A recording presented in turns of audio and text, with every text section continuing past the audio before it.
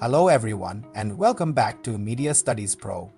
In our previous videos, we delved into shot types and sizes.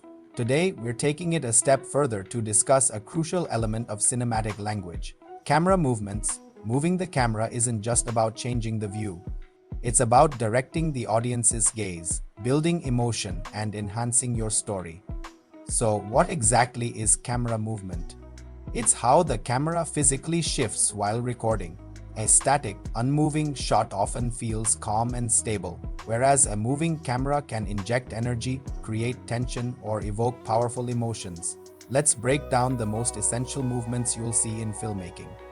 First up, the pan. This is when the camera swivels left or right from a fixed point, much like you turning your head from side to side.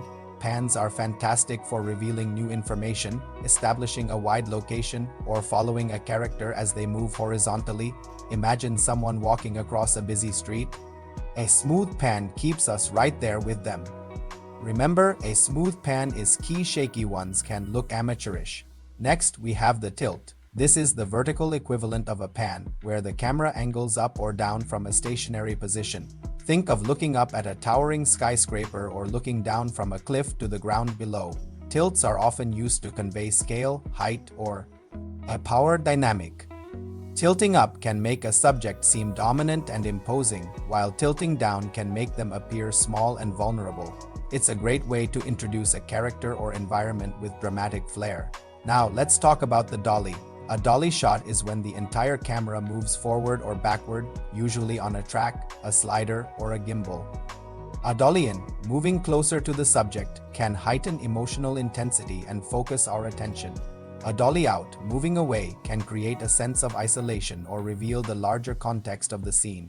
Dolly shots are incredibly cinematic because they add a real sense of depth and dimension, making the world on screen feel more tangible.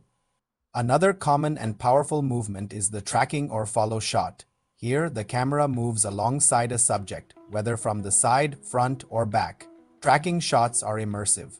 They make the audience feel like they are part of the action, walking or running right alongside the characters. You'll see this technique used everywhere, from big-budget films to vlogs, to create a sense of presence and engagement. Then there's the handheld shot. This is exactly what it sounds like. The camera is held by the operator without a tripod or stabilizer. The result is often a bit shaky, which creates a raw, realistic, and immediate feeling. Handheld is perfect for documentaries, intense action sequences, or deeply emotional moments where you want the audience to feel like they are right there in the scene. A word of caution, though, too much shakiness can be distracting, so use this technique thoughtfully. Finally, let's look at the crane or jib shot. This involves the camera moving up, down, and across a large space, usually from a high angle. Crane shots are perfect for epic establishing shots, dramatic scene endings, or revealing the sheer scale of an environment, and you don't need a Hollywood budget for this. Many creators achieve similar effects today using drones or other creative setups. The most important rule to remember is that every camera movement must serve the story. Moving the camera just for the sake of it can confuse your audience. Before you decide on a movement, always ask yourself, what emotion am I trying to convey? What information do I want to reveal? If you're just starting out, keep it simple. Use a tripod to master smooth pans and tilts first. As you get more comfortable, you can start experimenting with dolly or tracking shots.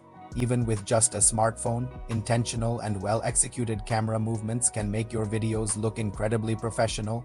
To wrap up, camera movements are a powerful tool in your storytelling arsenal. When used with purpose, they breathe life, depth, and emotion into your work.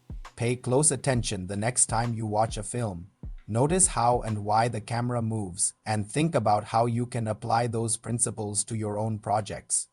If you found this video helpful, please give it a like, share it with a friend, and subscribe to Media Studies Pro for more tutorials on filmmaking and visual storytelling. Thanks for watching, and I'll see you in the next one.